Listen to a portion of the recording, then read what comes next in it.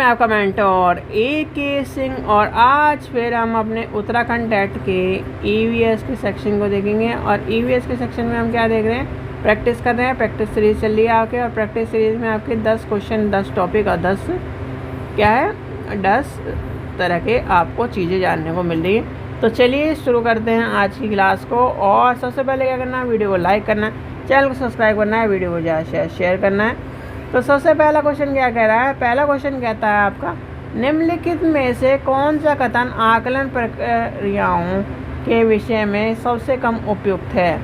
तो सबसे कम उपयुक्त कौन सा होगा आपका, सबसे कम उपयुक्त है बच्चों का निजी विवरण और व्यक्तिगत पृष्ठपोषण यानी फीडबैक देने वांछनीय अभ्यास है। तो ये हो जाएगा सबसे कम, ठीक है, यानी ये एक तरह से कम हो जाएगा। क्वेश्चन नंबर 2 दिया गया है, दिए गए प्रश्नों को ध्यान से पढ़ें। यानी कि क्या अपने आप घर या स्कूल के आसपास जानवरों को देखते हैं जिससे छोटे छोटे बच्चे हैं।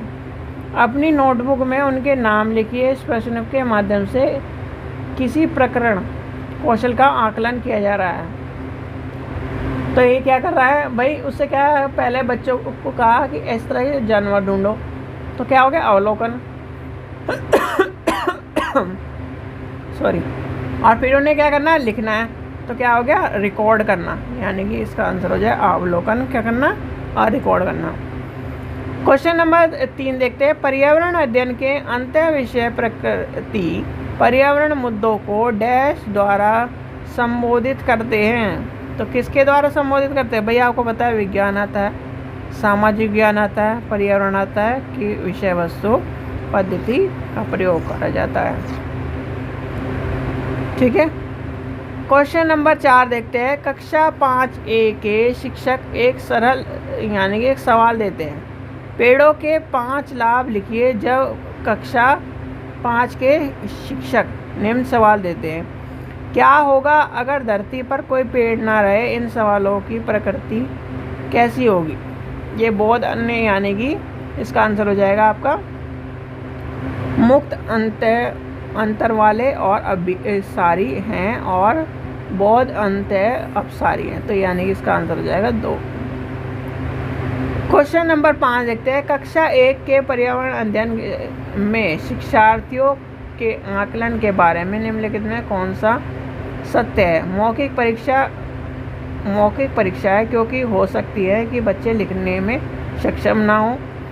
ड्राइंग क्योंकि बच्चों को इससे आनंद आता है। शिक्षकों को आकलन और रिकॉर्डिंग और किसी को भी ना रोकने की नीति को ध्यान में रखते आकलन के लिए कोई आवश्यक नहीं।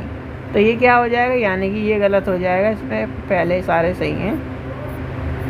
ठीक है,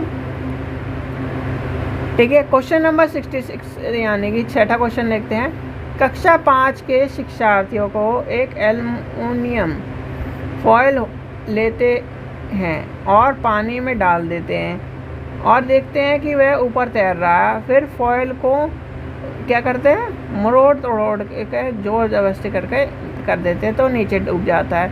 तो शिक्षार्थियों को देखती है कि वह डूबते हैं। बाद में यही शिक्षार्थी को यह सोचने और कारण देने के लिए कहते हैं कि ऐसे क्यों होता है। इस प्रश्न का उत्तर देते हुए निम्नलिखित में कौन से कौशल आएंगे। तो इसका आ जाएगा परिकल्पना। वो कहेंगे सोचेंगे, समझेंगे, परिकल्पना करेंगे।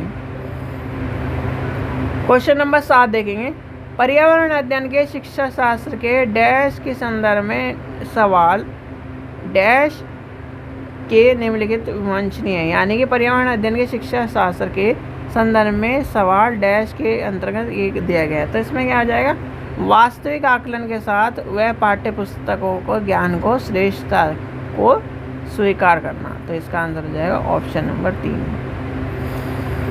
क्वेश्चन नंबर 8 देखते हैं, महेश कक्षा 4 के शिक्षक है। वृक्ष संरक्षण की अवधारणा पर शिक्षार्थियों को संवेदनशील बनाने के लिए योजना बनाते हैं। निम्नलिखित में कौन से गतिविधि इस उद्देश्य के लिए सर्वाधिक उपयुक्त होगी। तो क्या करेगा वो, कहीं ना कहीं जब उस तरह की बात आएगी तो एक पेड़ को अपनाने के लिए और उसे कहीं ना कहीं लगाने के लिए और उसको क्या है अवलोकन करने के लिए और कहीं ना कहीं इस तरह की चीज़ें आपको क्वेश्चन में देखने के लिए मिलती है। और ये क्वेश्चन सबसे ज़्यादा बार पूछा गया है, तो इसलिए इसका आपको लिख लेना है और इस चीज़ का ध्यान रखना है। एक चीज़ और आपको मैं बता दूँ, जब भी आप सीटेट का या फिर इस तरह की स्टेट टेट का क्वेश्चन करो और ख़ासकर EVS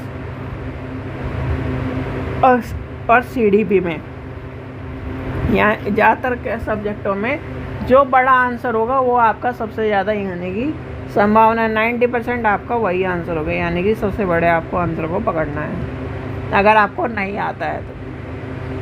क्वेश्चन नंबर 9 देखते हैं। पर्यावरण अध्ययन में बच्चे शिल्प कला और चित्रकला को समूह में सीखना विशेष रूप से पसंद करते हैं क्योंकि यह सहपाठी अधिगम को बढ़ावा देते हैं, यह सामाजिक अधिगम को बेहतर बनाते हैं। जब बच्चों की सृजनात्मकता की प्रशंसा की जाती है तो वह खुद यानी खुश होते हैं और वह उसके प्रति प्रेरित भी रहते हैं।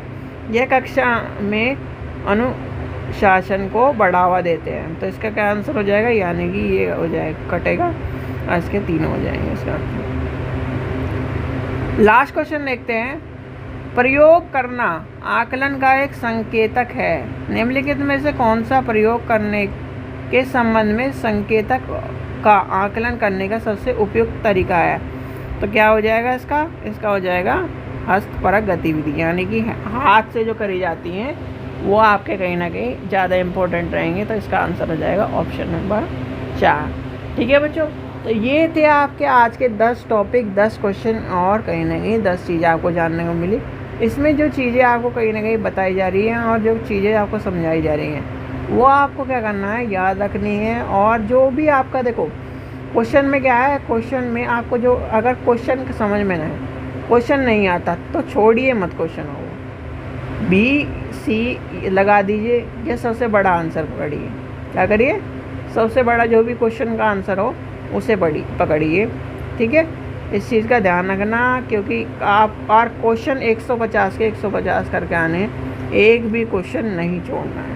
क्या करना है, एक भी क्वेश्चन नहीं छोड़ना है। चाहे आखिरी, जैसे आपको ये कह दिया आखिरी के 5 मिनट बच रहे हैं, आपके 10 क्वेश्चन बच रहे हैं, 20 क्वेश्चन बच रहे हैं, पढ़ो मत, सारों पे C लगा दो या B लगा दो, A और D मत लगाना, B और C में से कुछ लगा देना। ठीक है बच्चों, चलिए आशा करता हूँ आपको वीडियो पसंद आए। वीडियो पसंद आए तो लाइक करिए, चैनल को सब्सक्राइब करें, वीडियो को ज़्यादा से शेयर करें। Thank you.